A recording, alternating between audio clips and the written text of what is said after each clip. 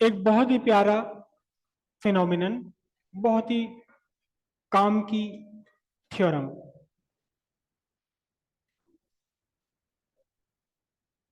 जिसने human life को बदल दिया। एक ऐसा फिनोमिनन, एक ऐसी थ्योरम। साइंस में कुछ डिस्कवरीज, कुछ थ्योरम्स ऐसे हैं जिनके बाद ह्यूमन लाइफ एकदम बदल गई। जैसे कि invention of electric energy. Electric energy के इन्वेंशन के बाद बहुत तेजी से दुनिया बदल गई। उसके बाद इन्वेंशन ऑफ सेमीकंडक्टर्स। सेमीकंडक्टर्स ने दुनिया बदल दी। इतनी बदल दी कि आज सेमीकंडक्टर्स का ही राज चल रहा है। कोई किसी पर राज नहीं कर रहा, पूरी दुनिया पर राज कर रहा है एक मेटल, सिलिकॉन, सेमीकंडक्टर। उसके बिना दुनिया है ही नहीं कुछ भी। तो उन्हीं में से एक ऐसी थ्योरम है ये, जिसने लाइफ में बहुत बड़े चेंजेस किए। इस थ्योरम के डेवलप होने से पहले इंजेक्शन नहीं था।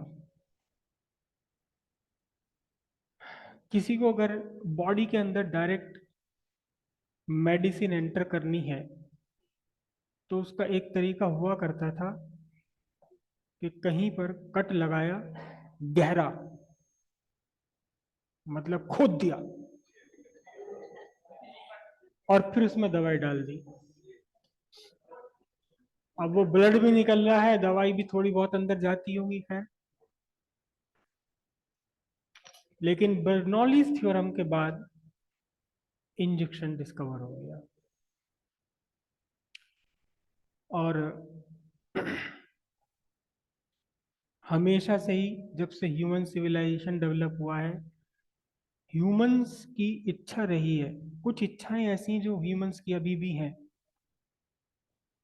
पूरी नहीं हुई, कुछ पूरी हो गई। कुछ नहीं कह सकते आप। उसमें से एक बड़ी, बहुत बड़ी तीव्र इच्छा है ह्यूमंस की, मरने के बाद फिर जिंदा होना।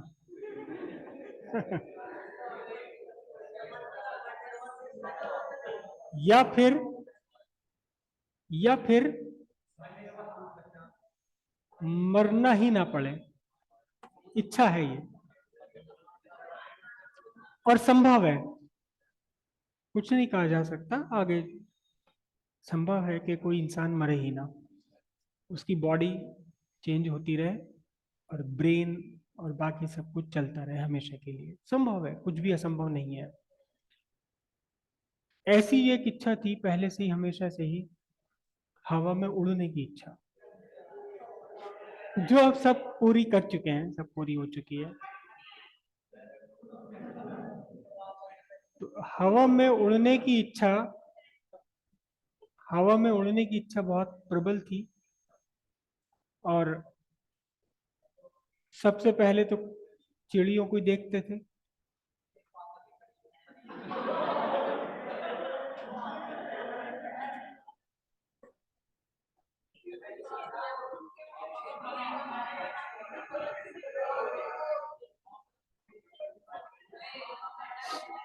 बेटा ऐसी बात नहीं है। अभी कुछ दिन पहले एक वीडियो मेरे पास आई थी, और कहीं किसी दूसरे देश की वो वीडियो है, और 7-8 कार है, और वो बहुत ही खतरनाक स्टंट कर रहे हैं, बहुत ही खतरनाक स्टंट है। मतलब ऐसे इंस्टेंट स्टंट हैं वो सारे कार के उन्हें देखने से पहले इमेजिन भी नहीं कर सकते, इतने खतरनाक स्टंट है। और अमेजिंगली लड़कियां ड्राइव कर रही हैं, तो इसलिए ये मत कहिए।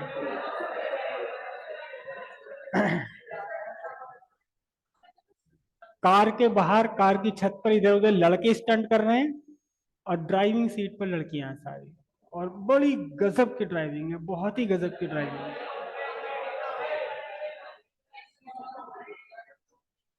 तो ये मत सोचिए।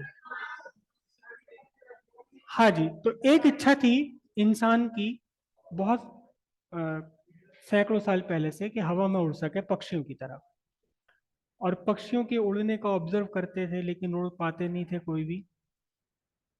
सबसे पहले तो पतंग के सहारे उड़ने की कोशिश करी, कामयाब नहीं हुए, लेकिन फिर बैलून्स बैलून्स आए। Hot air balloon. Hot air balloon आज भी पॉपुलर है एज ए एडवेंचर गेम।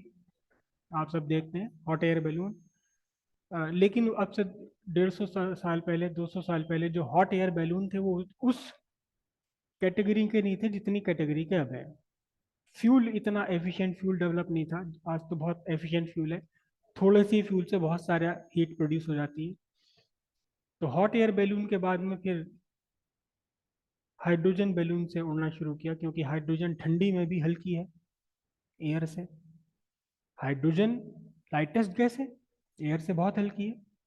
या हीलियम, वो सॉरी एसिटिलीन गैस है जो गुब्बारे वाले आपको गुब्बारा बेचते हैं, एसिटिलीन,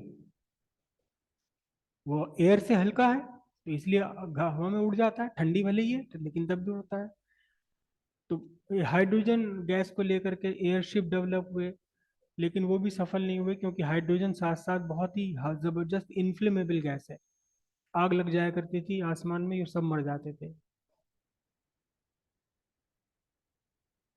तो बहुत सारे साइंटिस्ट ने और टेक्नीशियंस ने ये उम्मीद छोड़ दी थी कि हवा में कभी उड़ पाएंगे पक्षियों की तरह। लेकिन वहीं उसके साथ साथ दो भाई थे, आप अच्छी तरह जानते हैं। ना वो साइंटिस्ट थे, ना उन्होंने बर्नौली थ्योरम पढ़ी थी, लेकिन फिर भी वो प्रैक्टिकल करते रहे और अल्टीमेटली उन्होंने ये सिद्ध कर दिया कि हवा से भारी एक ऑब्जेक्ट भी हवा में ऊपर उठ सकता है। हवा से भारी ऑब्जेक्ट भी हवा में उठ सकता है।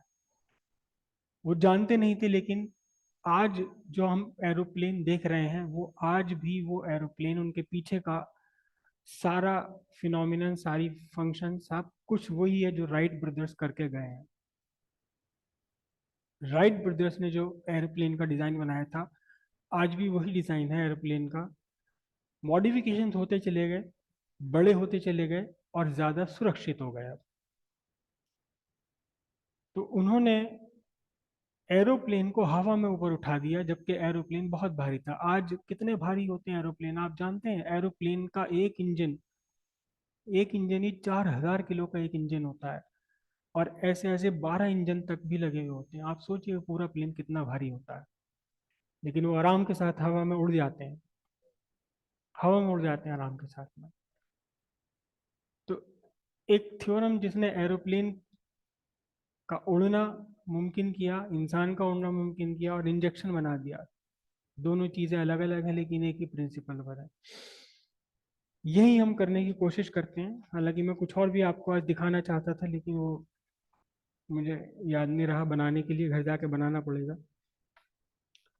अक्सर आपने अक्सर देखा नहीं होगा, या कहीं कभी सुना जरूर होगा कि बहुत तेज आंधी आई और टीन शेड उड़ गए। सुना जरूर होगा कि फलाने के टीन शेड उड़ गए तेज आंधी में। तो टीन शेड कैसे उड़ जाते हैं? यहाँ ये देखिए, ये एक पेज है। एक पेज मैंने थोड़ा सा ऊपर उठा लिया इसको, है ना? देख रहे हैं आप? थोड़ा सा ऊपर, बाकियों को मैंने नीचे पकड़ लिया। हाँ, ऐसा लगता है जैसे कि ये अब ग्रेविटी को डिफाई करने वाला है, ग्रेविटी के उल्टे चलने वाला है।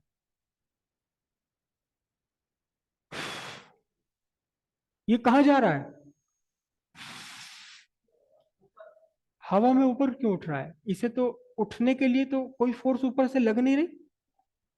इस पर तो कोई फोर्स लग ही नहीं रही। मैं तो ब्लो यहाँ लगा रहा हूँ, इस पर तो कोई ब्लो लग ही नहीं रही है। लेकिन फिर ये हवा में क्यों उठ रहा है? यही फिनोमिनन है एयरप्लेन का। एयरप्लेन का यही फिनोमिनन है। बर्नौली थ्योरम इसका नाम है। साइंटिस्ट बर्नौली ने इसे डिस्कवर किया था। ठीक है। तो क्या थी बर्नौली थ्योरम, और क्या उससे फिर एप्लीकेशन यूज हुए? पहले हम बर्नौली थ्योरम समझेंगे। कुछ भी नहीं है एक्चुअली, ये principle of conservation of energy का ही एक रूप है। Principle of conservation of energy, कि एक एनर्जी को दूसरी एनर्जी में आप ट्रांसफॉर्म कर सकते हैं, अगर आपके पास सूटेबल डिवाइस है, जुगाड़ है कोई सूटेबल। तो बर्नौलीज थ्योरम क्या है?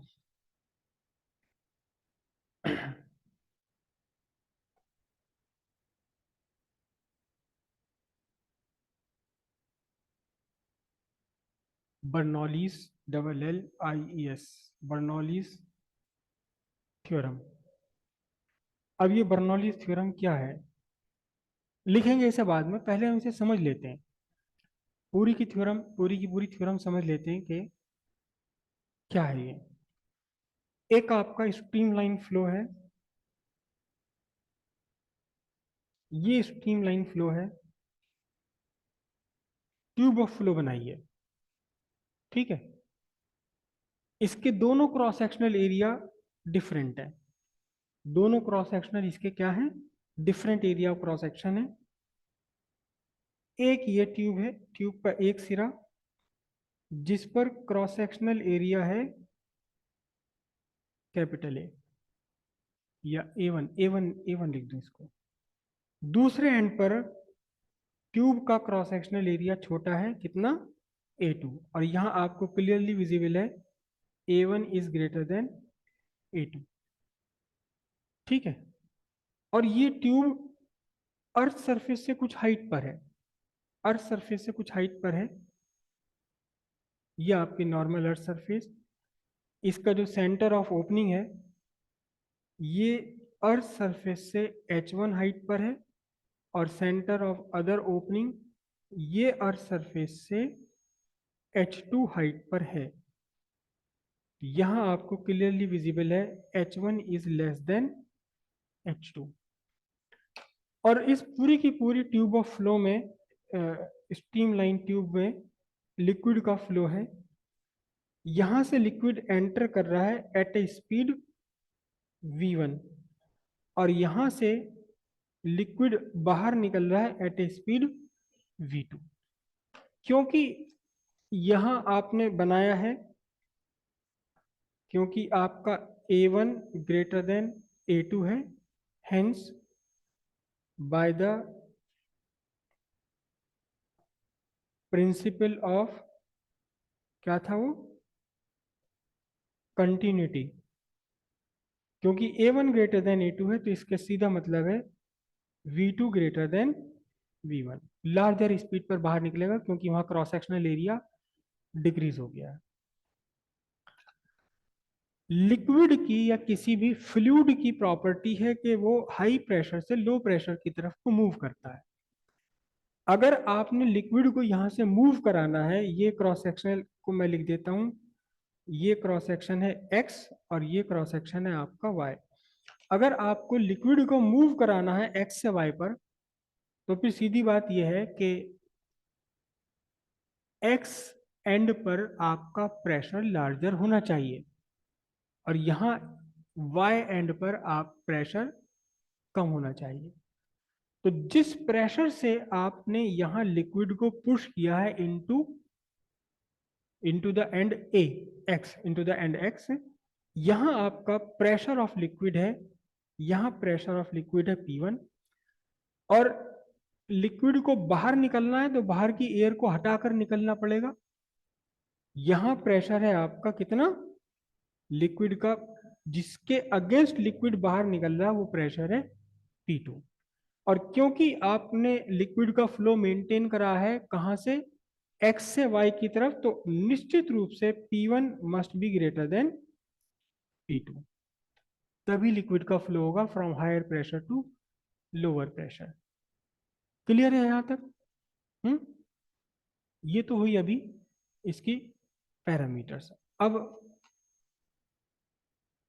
Work energy theorem, work energy theorem या कंजर्वेशन ऑफ एनर्जी, सिंपल सी बात यह है कि आप एनर्जी को लूज नहीं कर सकते, कहीं भी डिस्ट्रॉय नहीं कर सकते। एनर्जी का एक फॉर्म से दूसरे फॉर्म में ट्रांसफर अपने आप हो जाता है जब आप कोई वर्क करते हैं। आप या कोई मशीन जब वर्क करती है, एक्चुअल में वर्क होता ही तब है जब एनर्जी का ट्रांसफॉर्मेशन हो जाए किसी एक रूप से दूसरे रूप में, ठीक है। तो जो भी प्रेशर यहां पर आपने सोर्स लगाया है, इस सोर्स को कुछ वर्क करना पड़ेगा लिक्विड को एक्स रे पर v1 वेलोसिटी से अंदर पुश करने के लिए, v1 वेलोसिटी से अंदर पुश करने के लिए यहाँ जो भी पंप मान लो आपने लगाया, तो पंप को क्या करना पड़ेगा, पंप को वर्क करना पड़ेगा। ठीक है, तो सबसे पहले हम कंसीडर करते हैं work done by external agent. जो भी एक्सटर्नल एजेंट हो, work done bye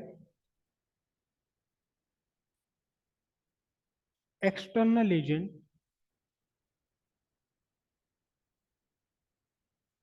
to push the liquid at end x, कहाँ, into the tube of flow। Work done कितना होगा, वर्क डन आपका है फोर्स इंटू डिस्टेंस। फोर्स कितनी लग रही है यहां पर बताओ, कितनी फोर्स अप्लाई हो रही है यहां, जो भी प्रेशर है P1 into cross sectional area A1।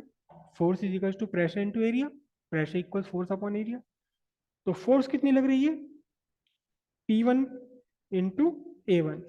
और एक सेकंड में ये वर्क डन पर सेकंड आया आपका, ये एक सेकंड में कितना डिस्टेंस चल पुश हो गया, ये V1 पुश हो गया, तो ये आपका V1 जूल पर सेकंड, ये पर सेकंड होने वाला वर्क है। एक सेकंड में एजेंट ने वर्क किया उस लिक्विड पर, जिस लिक्विड को एजेंट ने पुश किया है आपका कहाँ, ट्यूब ऑफ फ्लो के अंदर। करेक्ट। अच्छा वाई पर आ जाइए, अब आप वाई पर आ जाइए। वाई पर क्या है, वाई एंड पर लिक्विड को इस ट्यूब ऑफ फ्लो से बाहर निकल कर आना है। तो जो भी प्रेशर है वाई एंड पर, उस प्रेशर के अगेंस्ट लिक्विड को बाहर आना पड़ेगा। कितना प्रेशर है ये, P2। और अगर यहाँ सीधे सीधे एटमॉस्फेयर से एक्सपोज है तो P2 को हम एटमॉस्फेरिक प्रेशर ले लेंगे। जरूरी नहीं है कि P2 एटमॉस्फेयर से ही एक्सपोज हो सकता है यहाँ इसके ऊपर कोई टंकी बनी हुई, उस टंकी में पानी भर रहा है ना, जो भी है प्रेशर वो P2 है। तो यहाँ लिक्विड को बाहर आना है, किसके अगेंस्ट आना है, प्रेशर P2 के अगेंस्ट आना। तो अब लिक्विड को वर्क करना पड़ेगा। यहां लिक्विड पर वर्क किया एजेंट ने, और यहां एक्सटर्नल प्रेशर के अगेंस्ट लिक्विड को वर्क करना पड़ेगा। कितना वर्क करना पड़ेगा, कितना वर्क करना पड़ेगा, work done per second by liquid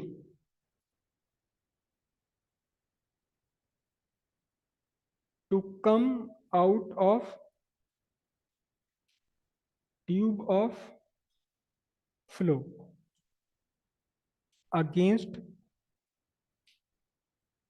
external pressure, कौन सा, P2। सिंपल सी बात है ये। W1 मैं इसको W2 लिख दूं, W2 इज इक्वल टू कितना हो जाएगा, P2 A2 into V2 joule पर second. This is the work done on the liquid, this is the work done by the liquid. ये लिक्विड पर वर्क किया, ये लिक्विड ने वर्क किया। तो net work done, net work done on the liquid, अभी हम ये मानकर चल रहे हैं कि लिक्विड का work done on the liquid is larger than the work done by the liquid. तो net work done on the liquid is equal to बनेगा आपका W1 माइनस W2। सिंपल सी बात है, कितना, P1 A1 V1, मैं small v बनाऊं क्योंकि capital V हमें वॉल्यूम में रिप्रेजेंट करना पड़ेगा, माइनस P2 A2 V2।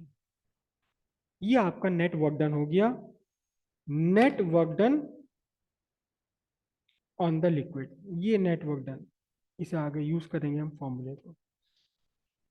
अब लिक्विड पर जो एजेंट ने वर्क किया है, इस वर्क का हुआ क्या, कौन आइडिया दे सकता है, देखें कौन आइडिया दे सकता है कि यहां लिक्विड पर वर्क किया, सम एजेंट ने, एक्सटर्नल एजेंट ने, यहां लिक्विड ने वर्क कर दिया बाहर निकलने के लिए। तो there is some amount of work, net work done on the liquid, कुछ लिक्विड के ऊपर वर्क हो गया। वर्क का मतलब एनर्जी का ट्रांसफॉर्मेशन। तो वो जो एनर्जी दी गई इस लिक्विड को, जो वर्क किया गया लिक्विड पर, उस वर्क का क्या हुआ, अगर आप ध्यान से देखें तो यहाँ इस डायग्राम में आपको वो दिखाई दे जाएगा। जो बता प्रखर के भाई क्या बता रहे हैं कि लिक्विड लिक्विड की हाइट H1 से बढ़कर H2 हो गई। तो जो वर्क एक्सटर्नल एजेंट ने किया है इस लिक्विड पर, उस वर्क ने ग्रेविटी के अगेंस्ट लिक्विड को उठा दिया ऊपर। इसका मतलब वो वर्क यूज्ड अप हो गया as potential, as increase in potential energy of liquid. जो वर्क एजेंट ने किया, उस वर्क का यूज कहां हुआ, उस वर्क का, उस एनर्जी का ट्रांसफॉर्मेशन कहां हुआ, increased gravitational potential energy of liquid, क्योंकि लिक्विड की हाइट अब बढ़ गई। एक और इंक्रीज हो रहा है यहाँ, ध्यान से देखो आप, ध्यान से देखिए आप, ध्यान से देखिए, एक और इंक्रीज हो रहा है, एक और इंक्रीज हो रहा है। कौन बता पाएगा, बोलिए। नहीं नहीं नहीं, केवल वेलोसिटी आप वर्ड ना बोल दें, कुछ और बताइए, कुछ एक एक इंक्रीज और हो रहा है इसका, काइनेटिक एनर्जी। क्योंकि यहाँ लिक्विड का जो वेलोसिटी है वो कम है, और यहाँ से वही लिक्विड सारा निकलना है, लेकिन लार्जर वेलोसिटी पे निकलना है। तो वेलोसिटी इंक्रीज हो गई, मतलब काइनेटिक एनर्जी बढ़ गई। ठीक है।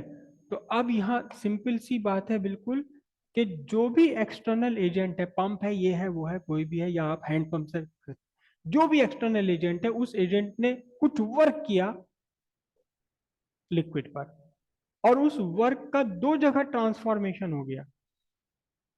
कुछ हिस्सा उस वर्क का यूज हो गया to increase gravitational potential energy of liquid, और another part of work get used up as increase in kinetic energy of, increase in kinetic energy of liquid.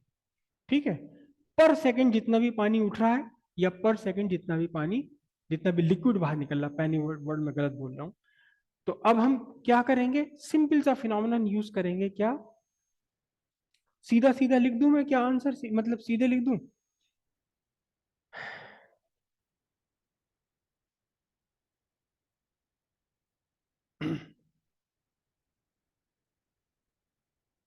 if m is the mass of liquid flowing per second, ठीक है, hence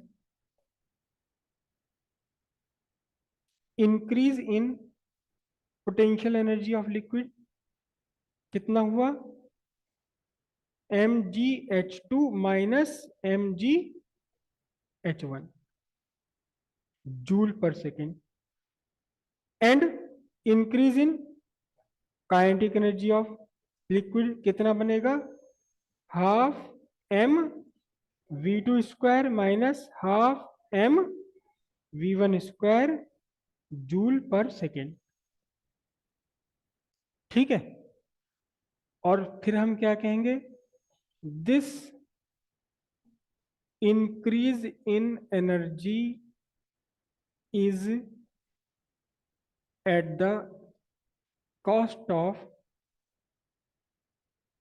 work done on the liquid.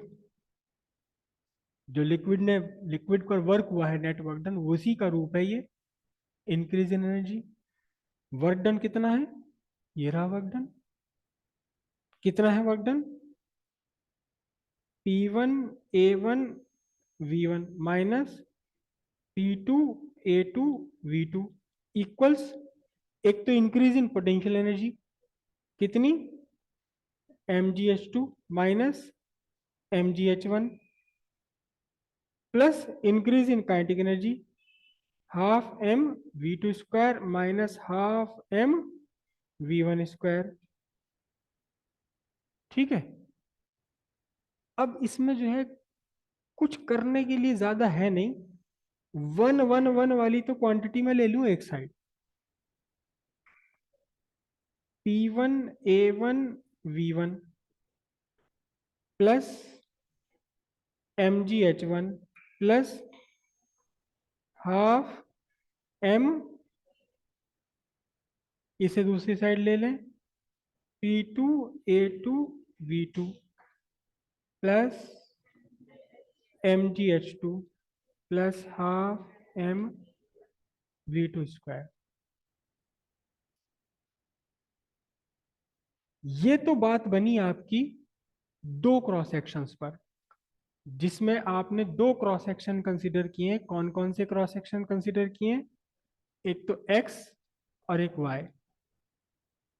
अगर आप एक तीसरा cross section यहां consider कर लो, यहां consider कर लो, जिसकी हाइट हो h3, जिसका क्रॉस सेक्शनल एरिया हो a3, जिस पर वेलोसिटी हो v3, तीसरा भी क्रॉस सेक्शन कंसीडर कर लें, तो फिर क्या इक्वेशन बनेगी है?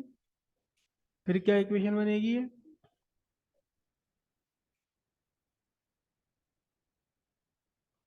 For one more cross section, तो वही वन मोर क्रॉस सेक्शन को लास्ट में लिखेंगे। यहां देखिए एक इक्वेशन, एक मल्टीप्ले, एक प्रोडक्ट आ रहा है A1V1 और यहां प्रोडक्ट आ रहा है A2V2। ठीक है, बाय द, नेक्स्ट पेज पे ले लूं क्योंकि यहां हो नहीं पाएगा। इक्वेशन क्या बनी थी? इक्वेशन बनी थी P1A1V1 plus MgH1 plus half MV1 square.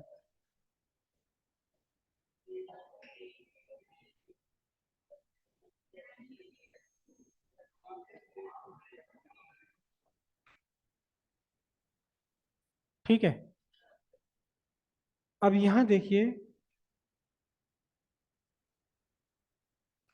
By the equation of continuity A1V1 equals A2V2। अच्छा, ये A और V का प्रोडक्ट है क्या चीज actually? Volume is equals to capital V, है ना? कैपिटल V क्या बना यहां पर? वॉल्यूम ऑफ लिक्विड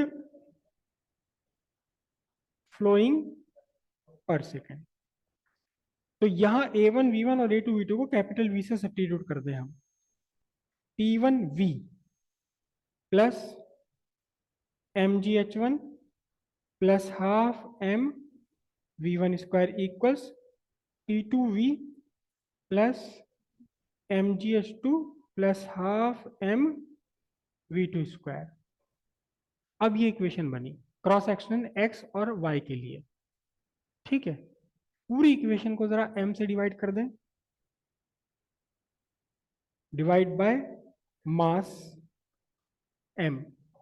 तो ये बनेगा आपका P1V by m plus GH plus half V1 square equals P2V by m plus GH2 plus half V2 square. V by m बन गया आपका रेसिप्रोकल ऑफ डेंसिटी, तो T1 by rho plus GH1 plus half V1 square equals P2 by rho GH2 plus half V2 square. ये तो दो cross section के लिए हुआ। फॉर अनदर क्रॉस सेक्शन, कोई और क्रॉस सेक्शन भी अगर आप ले लें तो आपके पास इक्वेशन बनेगी P1 by rho plus GH1 plus half V1 square equals P2 by rho plus GH2 plus half V2 square equals P3 by rho plus GH3 plus half V3 square. यानी कोई भी आप क्रॉस सेक्शन ले लें, ये equal आता चला जाएगा, इक्वल आता चला जाएगा। मतलब क्या हुआ? एट एनी क्रॉस सेक्शन, किसी भी एक क्रॉस सेक्शन पर P1 by rho plus G H plus half V square, ये क्या रहेगा, कांस्टेंट रहेगा। यहां इसी इक्वेशन में देखिए, अगर किसी वजह से ये वाली P1 बाय रो घटकर P2 बाय रो हो जाता है, बदल जाता है, मान लो P1 बदल के P2 घट गया, हम ये कह के चल रहे हैं कि P1 बड़ा है P2 छोटा है, तो अगर ये घट गया तो या तो इन दोनों में से कोई एक, या दोनों ही थोड़े थोड़े बढ़ जाएंगे, तभी तो ये सारा का सम मिलकर इसके इक्वल रहेगा। समझ गई? इनमें से कहीं कोई एक या दो घटता है तो उसका काउंटर पूरा करने के लिए किसी तीसरे को या दूसरे को बढ़ना ही पड़ेगा। मतलब क्या हुआ कि, सॉरी सॉरी, मैंने यहाँ वन भी नहीं लिखना था मुझे यहाँ। कुल मिलाकर के क्या एक कंडीशन बनी कि किसी भी क्रॉस सेक्शन पर P by rho plus G H plus half V square, ये क्या रहना है, कांस्टेंट रहना है। और इसका बहुत बढ़िया एग्जाम्पल आपको अपने घर में मिलता है। क्या मिलता है आपको घर में, कि नीचे वाले ग्राउंड फ्लोर पर पानी बहुत बढ़िया आता है, बढ़िया स्पीड से आता है, इतनी मोटी धारा, लेकिन वही नल, उसी का कनेक्शन जब आप फर्स्ट फ्लोर पर ले जाके खोलते हैं तो वहां पानी कम आता है। क्यों? क्योंकि ग्रेविटेशनल एनर्जी बढ़ानी पड़ी तो काइनेटिक एनर्जी अपने आप घट गई। हालांकि प्रेशर, जब आप ग्राउंड फ्लोर पर हैं तब भी वाटर को एक्सटर्नल प्रेशर यानी एटमॉस्फेरिक प्रेशर के अगेंस्ट बाहर आना, फर्स्ट फ्लोर पर है तो भी एटमॉस्फेरिक प्रेशर में तो कोई बहुत बड़ा बदलाव हुआ नहीं, वहां भी एटमॉस्फेरिक प्रेशर के अगेंस्ट आना है। लेकिन ग्रेविटेशन के अगेंस्ट उसे ऊपर चढ़ना, यानी कि ग्रेविटेशनल पोटेंशियल एनर्जी बढ़ गई, तो फिर काउंटर के लिए काइनेटिक एनर्जी घट गई, वहां पानी धीरे धीरे आएगा, और तीसरी मंजिल पर ले जाएंगे तो पानी बिल्कुल नहीं आएगा, क्योंकि ग्रेविटेशनल पोटेंशियल एनर्जी बढ़ाने में सारी की सारी एनर्जी लिक्विड की खत्म हो गई। तो निकले कैसे फिर वो, वेलोसिटी कैसे आया इसके अंदर? क्लियर हुई बात? ये किसी भी क्रॉस सेक्शन पर इन सब का कांस्टेंट रहेगा। अच्छा, कल जो हमने एनर्जीज की बात करी थी, जरा देखना तो याद तो करना, पी बाय रो क्या है, pressure energy per unit volume है या पर यूनिट मास है, ये पर यूनिट वॉल्यूम है या पर यूनिट मास है, ये बोलो, मास वाली। तो इसका मतलब प्रेशर एनर्जी प्लस ये क्या चीज है,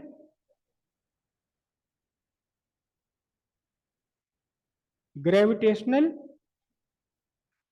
पोटेंशियल एनर्जी, और ये क्या है, काइनेटिक एनर्जी। लेकिन तीनों की तीनों कैसी हैं,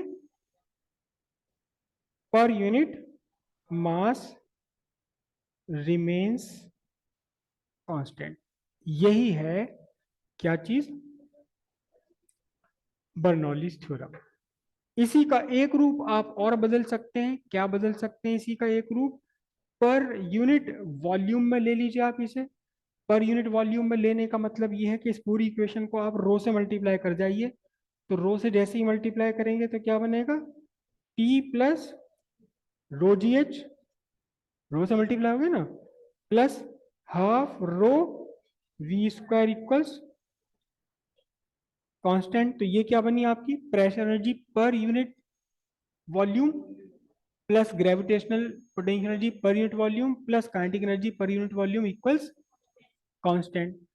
तीसरा एक रूप इसमें और होता है, उसे भी आप कर सकते हैं, नहीं छोड़ो, नहीं कर लो।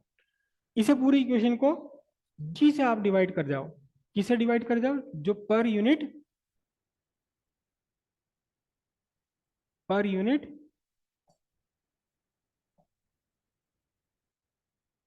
मास वाली है, पर यूनिट मास वाली कौन सी है, पर यूनिट मास वाली है रही, इसे जी से डिवाइड कर जाओ आप, तो बनेगा आपका P by rho G plus H plus V square by 2g equals constant. यहां पर ये जो कुछ नई सी फिगर बनी है ये कहलाता है आपका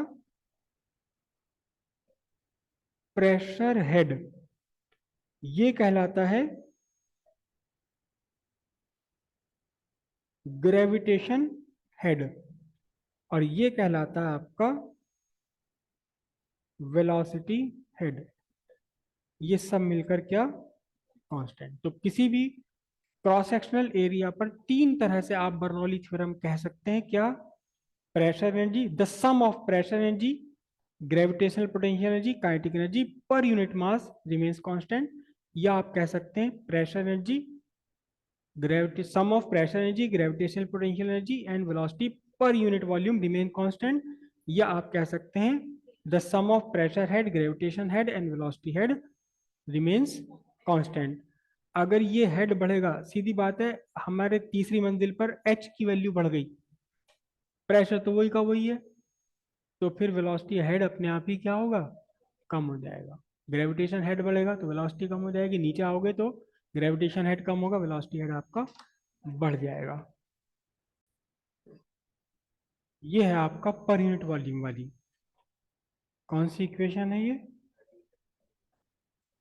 पर unit volume, pressure energy per unit volume, gravitation potential energy per unit volume and kinetic energy per unit volume equals constant. तो अगर कहीं लिक्विड का फ्लो हॉरिजॉन्टल मोशन में है, in horizontal motion of liquid, horizontal motion में है तो H1 और H2 आपस में इक्वल होंगे। तो फिर इस इक्वेशन में क्या डिफरेंस पड़ेगा,